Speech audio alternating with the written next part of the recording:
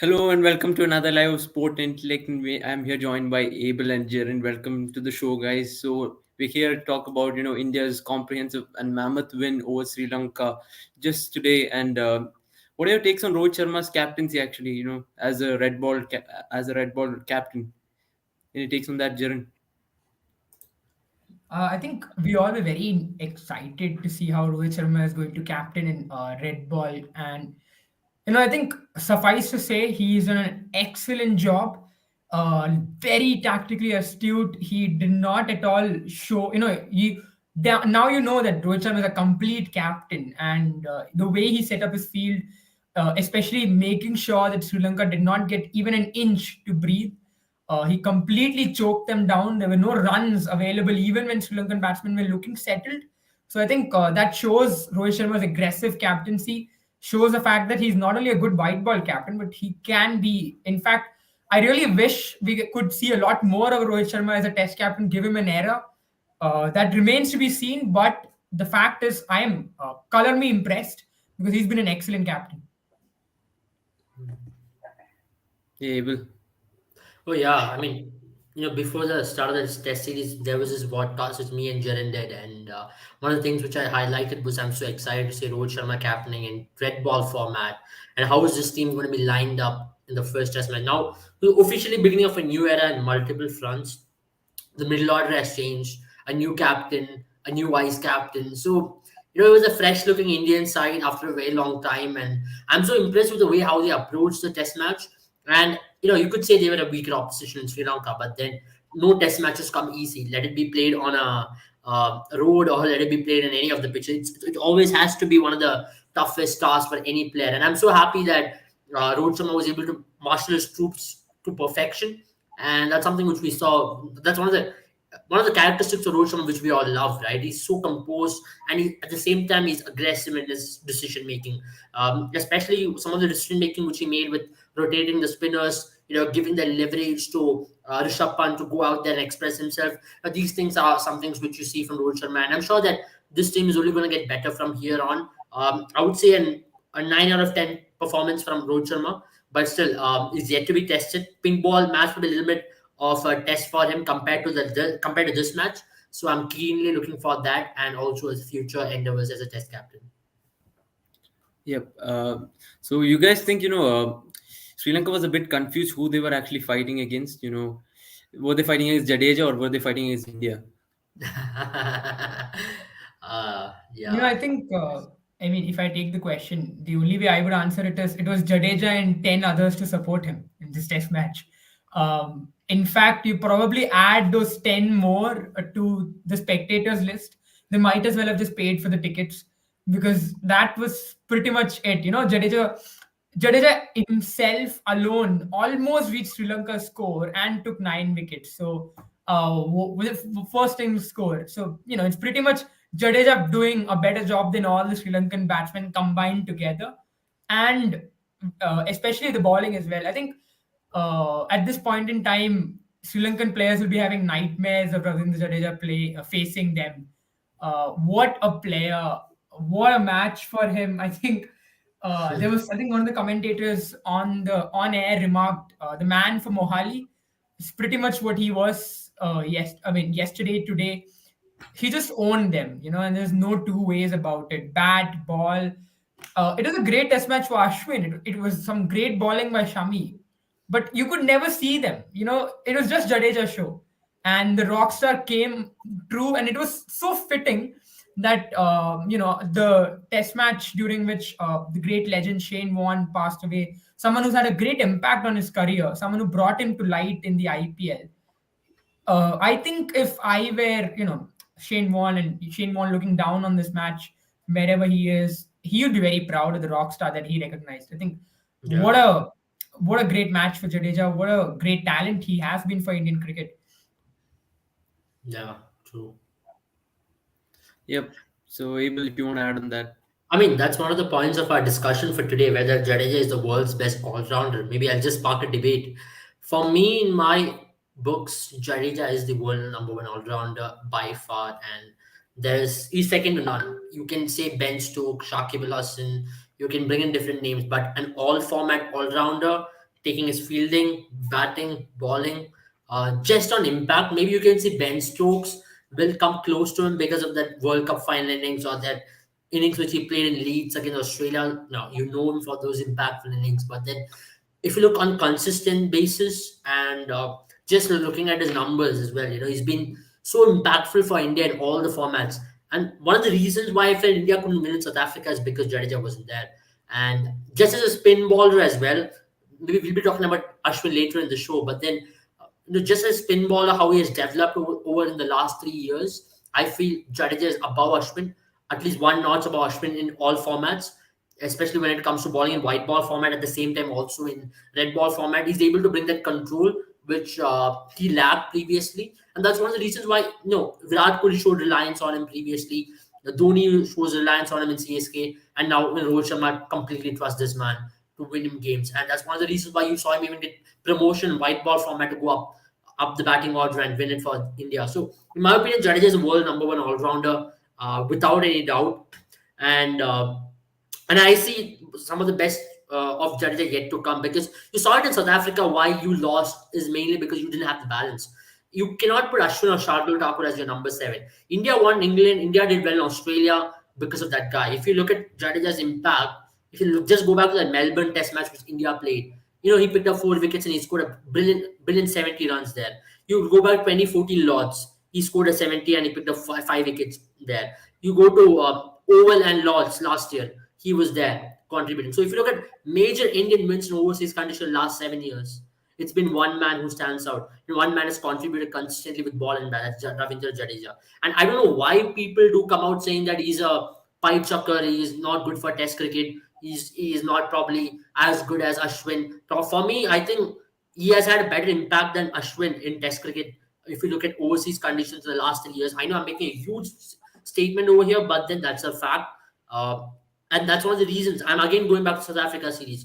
In white ball as well as red ball, we lost because of one man's absence, and that was Ravindra Jadeja. And in overseas conditions, you need one man who provides the balance, and Ravindra Jadeja is such an impactful player to do that. And in world cricket, I don't see any better player than Ravindra Jadeja. And you don't run. Ravindra Jadeja creates that magic on the field. He probably brings a run out. He probably, he balls one of the best balls and gets the batsman out. And he can just turn it around with the bat as well. So, he's a proper 3D cricketer. Superstar, rock star, as Shane Warne termed it. For me, he's just before Vijay Shankar. Vijay Shankar is the number one all rounder. Yeah, Okay, so I think Ashwin, we'll leave it there. Debate is settled. yeah. Somewhere, So someplace, Ambati Raidu just snored in his sleep. I mean, of course, Vijay Shankar for me is elite. And actually, no disrespect to Vijay Shankar, he was tried out in a wrong format. Vijay Shankar made all the runs and he made all the records for himself, and his name came up in domestic longer format in the Ranji Trophy cricket, not in 50 overs or 20 overs format. And I think judging him just based on 2020 cricket and also in one day cricket is unfair on that guy as well. He's such a good red ball player. You look at his India A stats; he's done really well, both with the bat and the ball. Unfortunately, that he was termed as 3D player by one of our selectors, who I thought was absolutely on something while saying that. And at the same time, those selections did really cost us the World Cup. So I'll just put it right there for Vijay Shankar. yeah, and Ashwin is going past Kapil Dev. So is he the second best spinner in India from India? Interesting. I mean, tough, very tough question. Uh, I mean, Harbhajan Singh has been a great bowler for India for a long time, especially in. One can definitely argue that Harbhajan Singh was a better bowler than Ashwin when it comes to overseas conditions, especially in Australia. Harbhajan Singh has had a great impact. Um, but then Ashwin's gotten more wickets, and you know, Ashwin and Harbhajan Singh were completely two different spinners in a completely different era. When Harbhajan Singh came in an era where India had Anil Kumble as well, so Harbhajan Singh wasn't always the premier spinner for quite some time. And then when he became the premier spinner, then you had the surgence of Ashwin, and I mean he had a bit of on and off, on and off. Very sticky question for me. I mean, if you look at stats, I think I just pulled out the stats where Harbhajan Singh has got more wickets than Ashwin, but in overseas conditions. But the thing is, now the interesting fact is Harbhajan Singh has played 14 more matches than Ashwin. Ashwin is, and the distance is not much. Harbhajan Singh has got 152 wickets in 48 Test matches. Ashwin has gotten 34 and 126, and Ashwin has a better average as well. Hmm. So now, how do you look past that? But then Is it even then, in our countries or is it just overseas outside India? overseas, just Because overseas, it could be Sri Lanka as well. I haven't done the Sena countries filter yet. I think in Sena countries, I think there'll be a filter hugely because Ashwin has picked up a lot of wickets in West Indies, Sri Lanka as well, True. and that's something which you know. And if you look at Sri Lankan pitches on the recent past or West Indies pitches in the recent past, it's been conducive to spin than what it was probably 15, 20 years ago. And probably Sri Lankan players were better players of spin at least.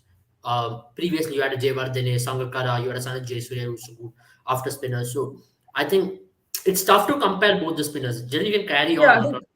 Yeah. I think that's a point that I was trying to raise when I said that two different eras. In Harbhajan Singh era, there were batsmen even like in Australia, England, who were great players of spin. Now, if you look at it, you don't see that kind of competition from English batsmen or Australian batsmen when they come. Even Sri Lankan batsmen today, you would not see a Sri Lanka fold like this in India when Harbhajan Singh was playing. You Yeah. would have Sangakkara and Maila Jayawardene, Tilkaratne Dilshan, Sanat Jayasuriya. They would come and they would challenge India, if not take the game to them. And that is where you look at someone like Harbhajan Singh and say that he's played well in an era where spin was played much better on spinning tracks. Nowadays, if you look at it, Ashwin's not facing that kind of competition. I think the competition that he faced today, I mean, was probably Nisanka for some time, whom he got a better off in the second innings. And then Angelo Matthews took to him, but then that wasn't for long. How long would you see that happening? You would see someone like Sangakkara come and score the scores that Sri Lanka was able to put up today. So then, how do you actually compare? Hmm. That's a Okay, tough one. that's a tough one because at number five you have probably Abhimanyu Ishwaran, who's really doing well as well, and at the same time, Surya Kumar Yadav has a Ranji Trophy record of 40, but at the same time, Sarfraz Khan, he scored 1,400 runs in the last 12 innings. Do you really look past him? So it's tough for Shreyas Iyer because he's just one failure. The last innings he batted for India, he scored 50 plus runs in both the innings. He scored 100 as well. So I think unfair to drop Shreyas Iyer, even to bring scrutiny on him. And knowing this team management, I think they'll give him a long rope at least for this season. They'll stick with him and see how he plays. And if he has a couple of really good matches, that rope will only extend from there on. And there's no doubt that he's a terrific player. I think Shreyas Iyer coming on, scoring a debut century has given him test series easily. And I'm talking about quality opposition, three test series against quality opposition. So there, he'll have to do he'll have to do really bad. He'll have to Mm, show the selectors that there's some fundamental problems in his technique that he's not able to cope up with. Otherwise, I mm. think this team looks at Shreyas Iyer as its replacement for Ajinkya Rahane. I'm not saying a like for like, but somewhere around that role. Suryakumar Yadav's had a great season. He's been knocking at the doors of the selectors for quite some time. But I think Shreyas Iyer coming and grabbing that opportunity, we'll have to wait and watch how far it goes. Yep. So, see, what could be Ashwin's overall tally Guys, actually? just an update. Manchester City has scored again. Wonderful goal. This Even is all I've Barca seen. scored. Barca Depay scored. scored Yeah. again. Good day, good day. I mean, one of the goat is missing as well. I'm not able to see him on the ground. Probably gazing grass. Oops. Okay. Guys, I actually respect I just football. wish I just I There's mean a fan in me coming out. Guys, don't unsubscribe. Ronaldo fans, we absolutely love you. Greatest to have ever played the sport. Messi fans, we love you as well. But Manchester is. yeah, I think you'd prefer if Manchester remained blue. Yeah. But yeah, let's get on. Let's get on. Yep. Actually, what do you guys think, Ashwin's overall tally at the end of his career would be? Any guesses, guys? I think Sankey, one thing for that is if it depends Actually, on how I many. think that's a very good question. I'll tell you. I'll just take that up. Before that, I'll just Yeah, go to that sure. Ashwin's question as well. Um, we were right in pointing out why Ashwin is a modern day great. That is for sure.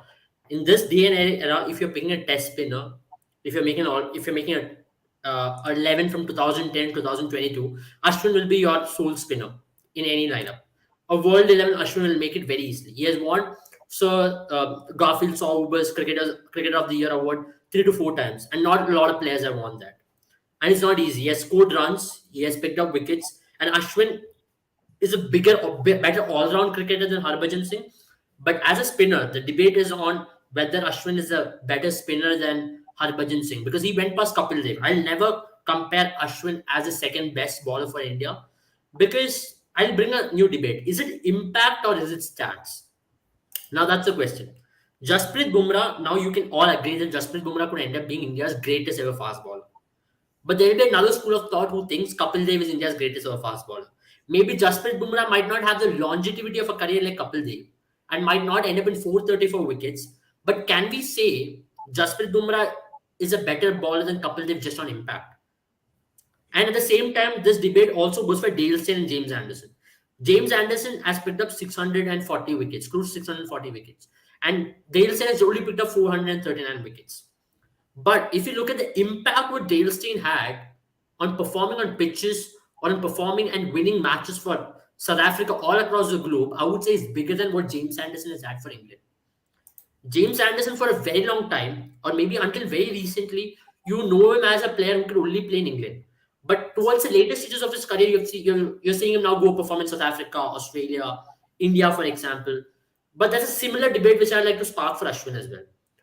On impact, I would say Harbhajan Singh has won his test matches in New Zealand, has really done bowled well in Australia, has had a good record in South Africa as well.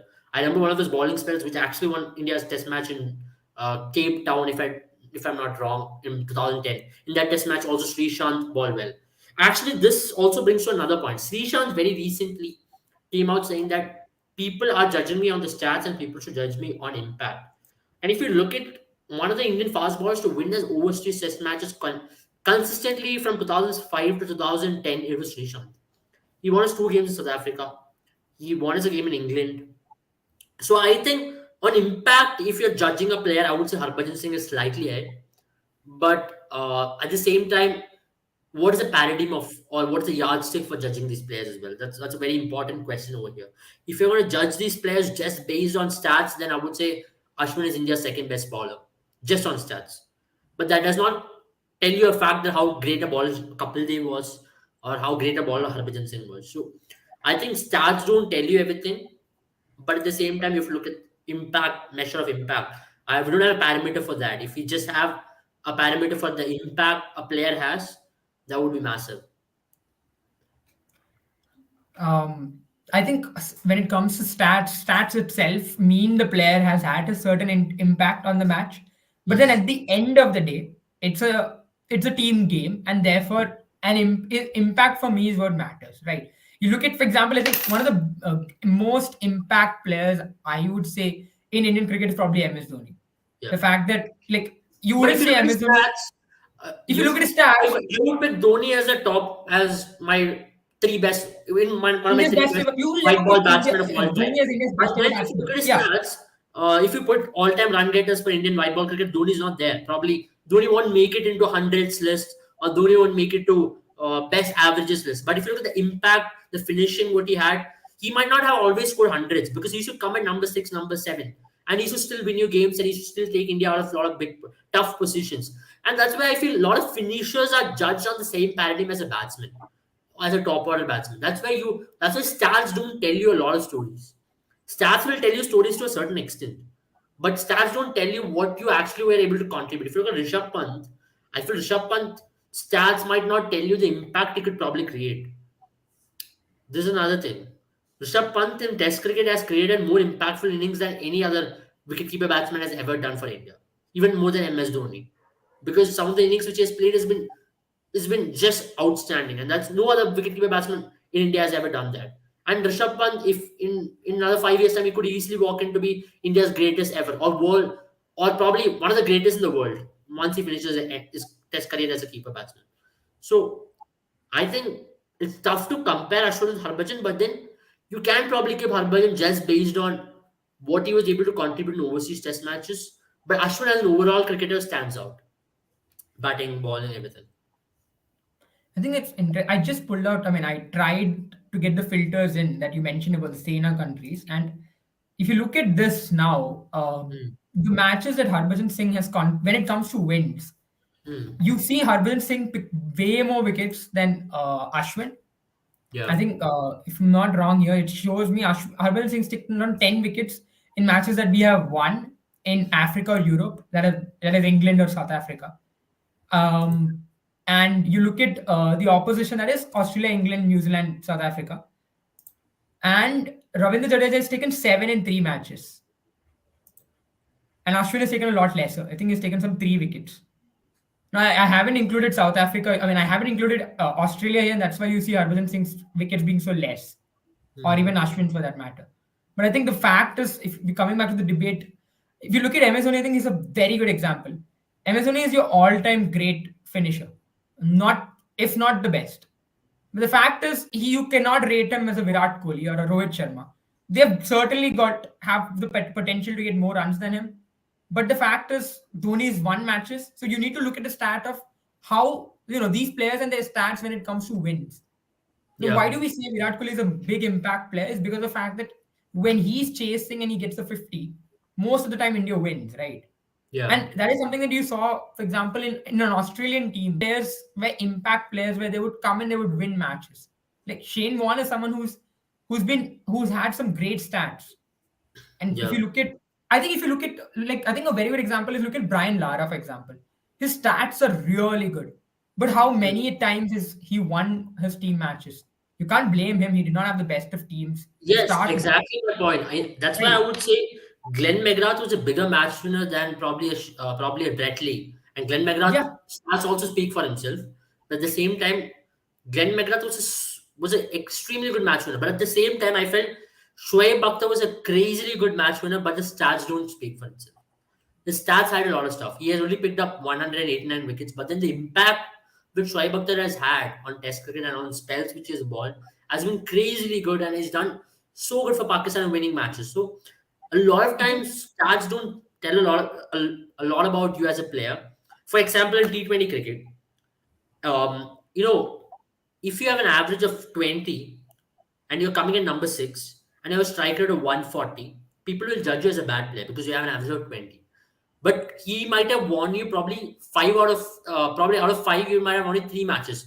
Just coming in the end, scoring 18 of and five balls, 18 of 10 balls, maybe 20 of 10 balls, and at the strike rate of 140, 150, even more.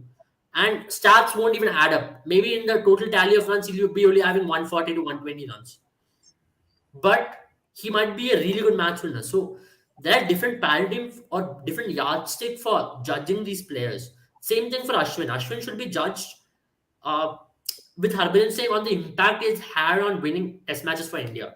Maybe not in India, but I would say in overseas conditions. Maybe in India, Ashwin is the greatest match winner. Bigger than Virat Kohli, bigger than Rohit Sharma, bigger than anybody. Ashwin will walk in this era to any test team in the world because he's won matches for his country more than any other player. Ashwin has won most number of man of the matches for India and most number of man of the series for India. I think that itself is a statement to the achievement he has got the last 10 years in test cricket. If India has won so many matches in India, and India's out of 35 matches, if India has won 34 of them, when Ashwin and Jadeja has played together, and only one they've lost is back in Pune against Australia in 2017. It just speaks volumes of the impact these both has had in Test cricket and India. I was reading one of the comments by one of the commentators. Ashwin and Jadeja in India is a cheat code. You cannot. The moment you have these both in your team, other teams don't even stand a chance, and that's been the case. We have just lost one Test match in the last no two Test matches in the last 10 years. Not 10 years. Yeah, from 2013 onwards, we've just lost two Test matches in our home ground. And which team has had that record? Not even Australia.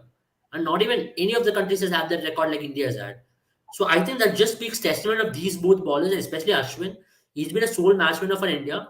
Well, I won't judge on pitches, but if you're comparing James Anderson to be one of the greatest bowler, and if you're just judging him on stats, then you should put Ashwin in this era on the same basis, because James Anderson has got some of the most conducive bowling conditions to ball in England, and he picks up wickets for fun. Same thing with In Ashwin. fact, If you're ranking him as great, Ashwin should be on the same level. I mean, in fact, especially given the fact that how a game works and the dynamics of a game, we've always given liberty to, because of the fact that the grounds play such a huge role, and the onus of preparing the ground is on the host, team cricket, cricket board. The fact is, those kind of pitches are going to come forward. Obviously, a team is going to prepare a pitch based on their strength. You cannot ask England cricket team to create a spinning track, or Indian cricket team to create a seaming track. The fact is, those players have been born and brought up in their home country, and because of that, those conditions are what they grow up on, and therefore you don't see how much. I mean, on a green track in India will not give you what a green track in England does, and same goes for a spinning track in India or spinning track in England. The Yeah. fact is, you. I mean, you can argue that Ashwin's probably not the best bowler overseas, and we've had better bowlers overseas, but that doesn't make Ashwin any less greater than anyone Yeah. else, That's my point. right? That's exactly my Yeah. point.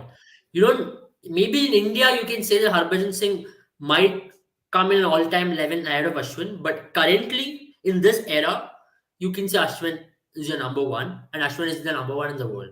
You can't say even Nathan Lyon has not had the impact like Ashwin. And I don't want to spark a debate that Nathan Lyon balls in Australia, Ashwin balls in India. That doesn't matter. You can only ball in the pitch you get to ball. And if you look at the Australia series where both of these ballers played, Ashwin had better wickets than Nathan Lyon. So I think that argument cannot be taken.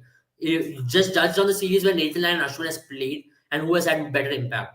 And there you can spark a debate, not on where Nathan Lyon balls or where Ashwin is ball. For example, as you mentioned about having spin-friendly pitches, one of the boring test matches which is going on currently is Pakistan versus Australia. And unless there's a collapse which happens, it is an absolute nonsense of a test match which is happening there. And it's not a good example at all for test cricket, which is slowly dying. You're talking about the purest format of the game, which is slowly dying because of various reasons. One of the reasons being it being boring, people do not have time. And if you're going to prepare flat decks, if you're not going to bring ballers in the game at all, and it's not going to be good at, it is not a good advertisement for test cricket in any way. If a new person is going to watch test cricket, and if you're only going to see 6 wickets fall in 3 days, that is not a good thing. Test cricket becomes more interesting when there's an even contest between bat and ball, and when ball dominates even more than bat. You Yeah, I think it appreciate should be test a batsmen 60. because they're able to play in these tough conditions.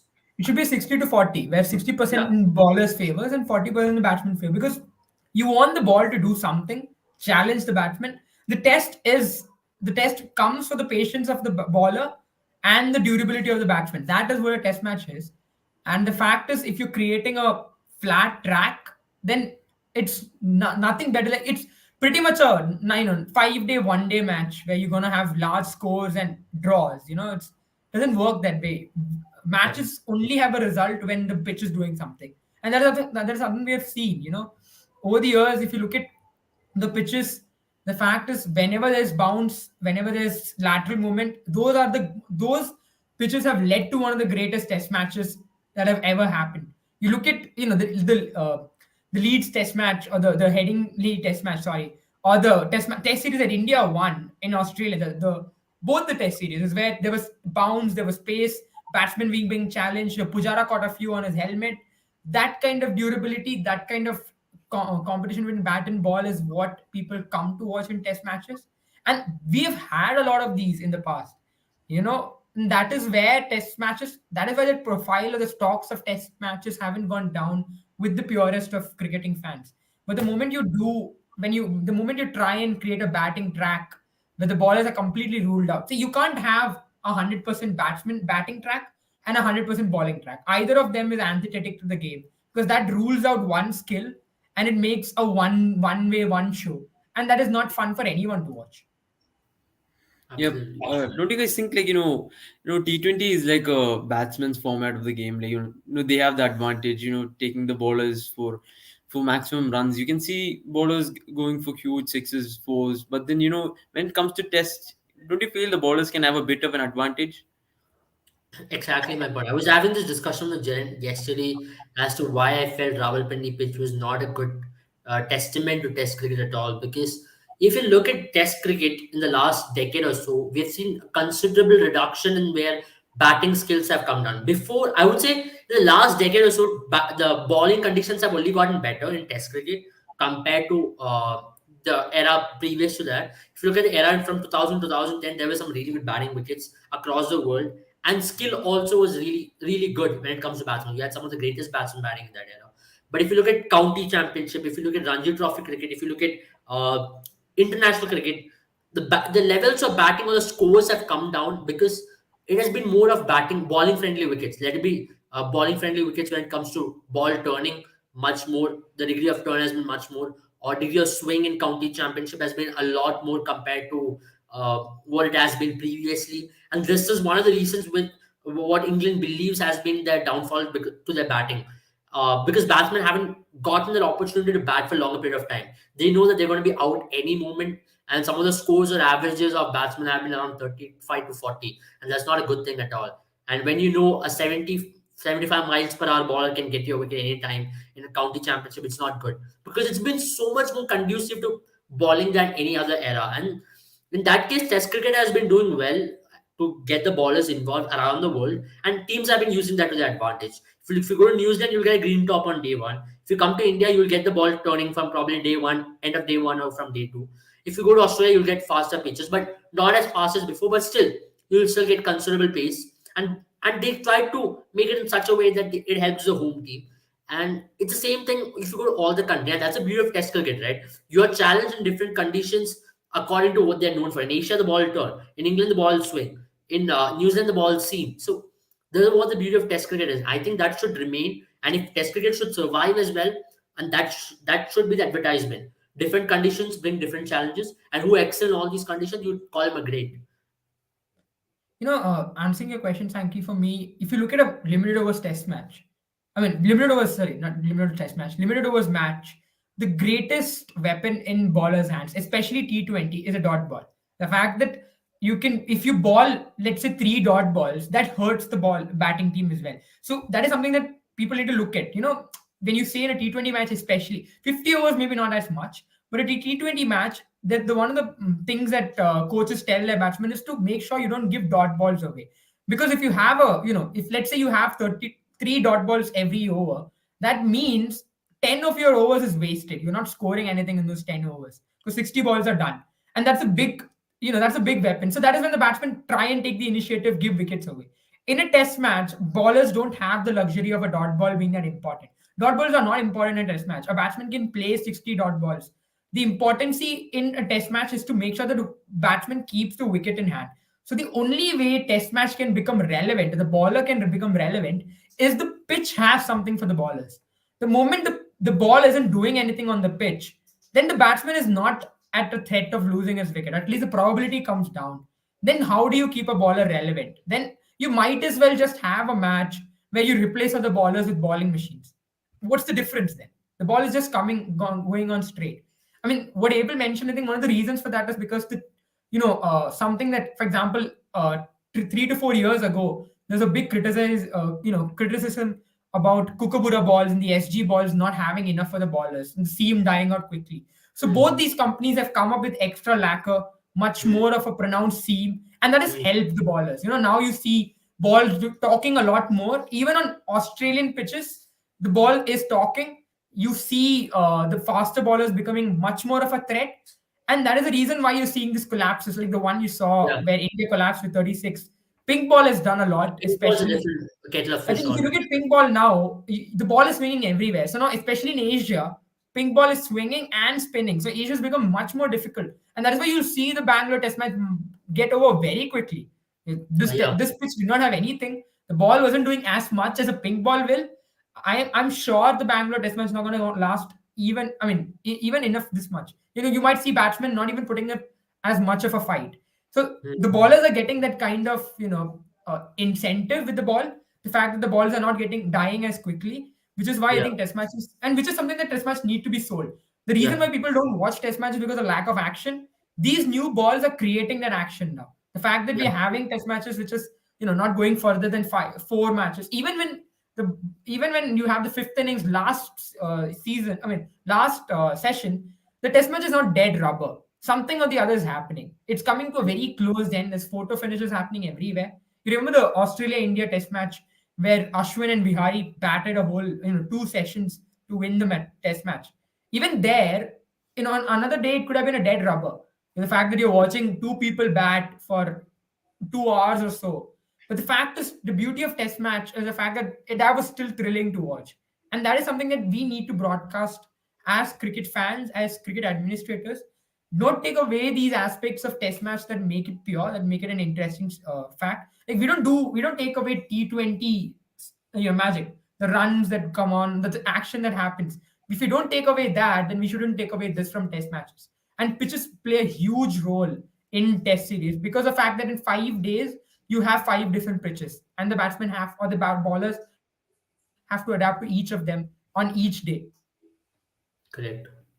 I mean, that's really well put up. And I remember one of the press conferences which Virat Kohli gave a couple of years ago, where he actually advocated for having Duke's ball across the world, because Duke's ball is the only ball which does swing for 80 overs. When you compare it with an SG or a Kookaburra, Duke's ball stays in the game, and a bowler always stays in the game for 80 overs only with Duke's ball. And you can also swing the ball even in the 90th over with the Duke's ball. And that's how Duke's ball has been designed. It's a darker a baller, it has extra lacquer on it, and also the conditions in England help, of course. But and I think ball plays a huge role in Test cricket, and in modern day and age, definitely the Kookaburra has been swinging a lot more. That's been one of the things which they try to bring in white ball as well. In white ball, it's a little more different. They right now about two white balls, which takes away reverse swing. If you look at 90s era or early 2000s, bowlers in white ball cricket used to be much more lethal when they had that reverse swinging Yorkers, which used to tail in, and it was really tough to get away from 40 overs to from 35 to 50 overs was tough for batsmen. Ball used to become much more softer, and if the pitch also offers a little more slowish nature, it was very tough for batsmen to actually put away those balls to the boundary. And that's why I feel there should be only one ball in white ball cricket as well. But there was another issue that lacquer was coming out. It was tough for the batsmen to see. Ball was becoming much more darker. Dew was affecting the ball much more. But then that only took away bowlers' advantage even more if you look at it. It has become much more batsman friendly in white ball cricket because of these reasons. And also boundaries are much more smaller in white ball. White ball doesn't swing anyways for more than 5 overs. Maximum it does is 3 to 4 overs. And if you're a really good swing ball, you can probably swing for another over or so. After that, it just comes on straight to the bat. And if you're a really good spinner, you can probably get something out of the pitch. Or else, the pitches in white ball also doesn't turn. That's why it has become a batsman friendly game. But Test cricket, if you don't pick up 20 wickets, you don't win Test matches. So it's as simple as that. 20 wickets should be the key, and everybody should promote Test cricket in such a way that bowlers are the dominant force over there.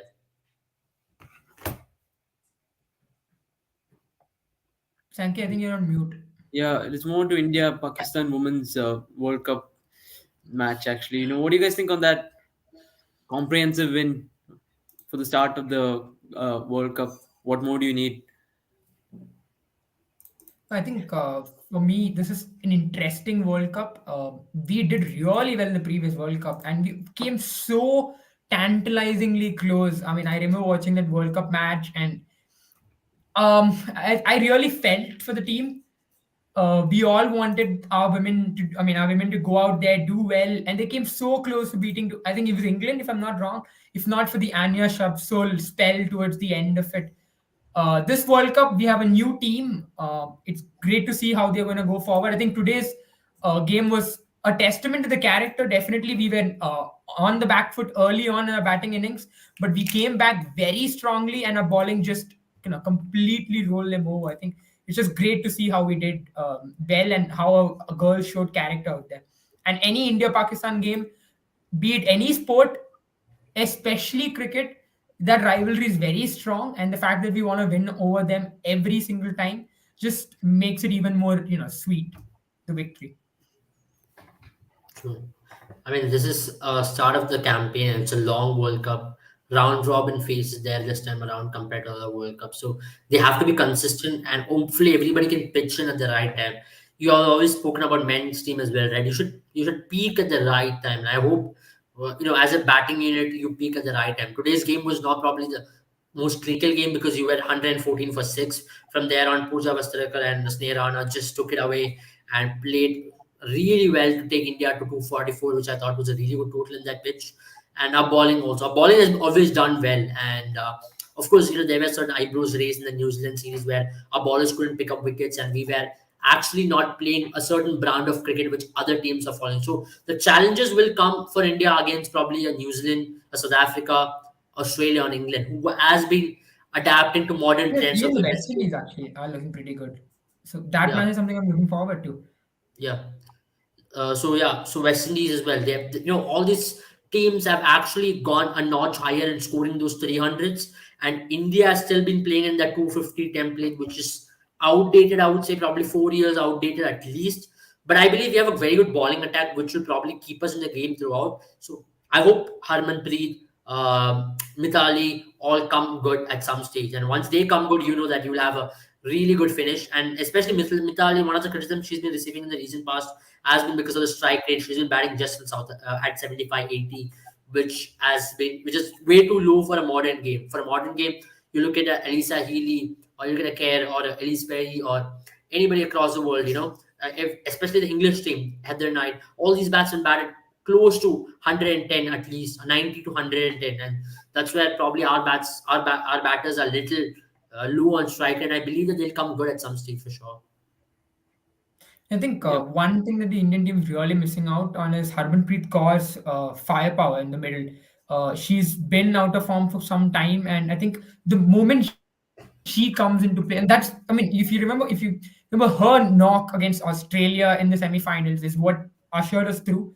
She Yeah, was consistent. In fact, she was discovered in that World Cup where she yeah, came out. She became the women of the tournament. That for India, and that is why I think if that comes good, then the moment that comes good, we are getting 60 runs added to any target that is on show. And if today that was the case, yeah. we would have gotten to a 300. So I think that is something that India is missing, the linchpin in the middle order.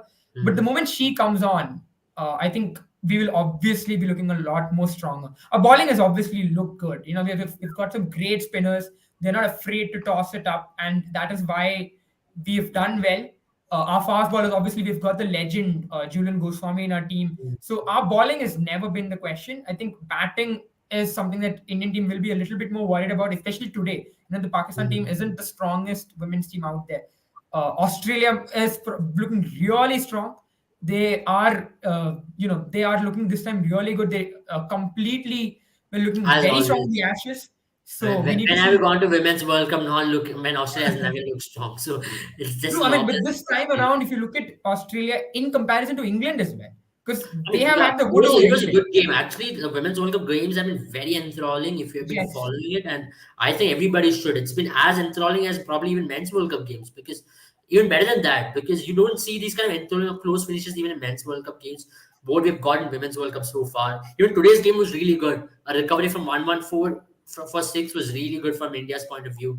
And if Pakistan could have really gotten off a good start, would have been a cracker of a game there. So I think England will be a really good challenge for India. And if India has to finish in top four and go to semi-finals, they will have to peak at the right time and also keep the momentum going, which they've got from today's game. And batsmen, especially the X factor and Harmanpreet Kaur, has to come good. If she comes good, she's like that Maxwell, or she's as good as anybody in international cricket who can turn the game on its head. You talk about impact players, right? Maybe her stats don't tell you how much of an impact she can create, and that's why she is rated as what she is, and we know what she can bring to the table as well. Yeah. So I guess that's it for the live, guys. Yeah. We have a game to watch. Let's go. All right. Just an update. Barcelona has won, and Barcelona moves to number three in the table. Manchester City This didn't was a do one in small the half time team. against Manchester United. So this is the updates what we're giving live. Um yeah, we'll do a football podcast. We're getting a lot of requests on that. We're looking for our people to be ready as well. We'll have our key man Anthony back on the show. He'll be talking about how hurt he is after Abramovich has finally decided to sell the club and whether Chelsea will be going to a stage of Luton United or Dundee United very soon. I think So Conor McGregor might help them out of it. Who knows? Yeah. People don't want him. Conor He McGregor. doesn't have a good. He He doesn't wants to have buy a a lot of great clubs. public He was just image. talking about him buying Celtic as well. So Conor McGregor is definitely in the hunt. And I'm also hearing Peshawar Zalmi's owner wants to buy the Chelsea Football Club, which is quite interesting. I mean, I think Ambani should go for it. Mohan will I get another think. team to support as well. Yeah, do you think there's gonna be a Reliance Empire like the Glazers or the Man Yeah, City? Reliance. Yeah, Yeah, why why not? not? Yeah, Yeah, why not? we could have Reliance the is Kochi sponsor Indians. in Premier League, Geo. Then this team will come into Geo Dandanadan. That's all I'm waiting for.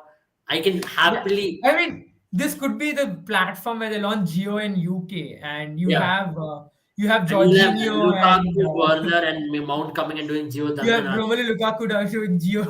Soon, Premier League will be sponsored by Geo. That's all I'm waiting for. If Geo is watching us, do sponsor our shows. We talk, we promote you more than anybody else. We are So this is promoting, a direct recruiting shout out people. to Akash Ambani. Yeah. Big shout out to Mumbai Indians, Akash Ambani, all the teams they own, ISL, uh, e-education. Do sponsor us, Reliance, Geo. I'm a loyal user of Geo as well. So yeah, of course, I'm not going to go more into it. We'll come back soon, guys. Thanks for joining Sport Intellect. Yep. Bye, guys.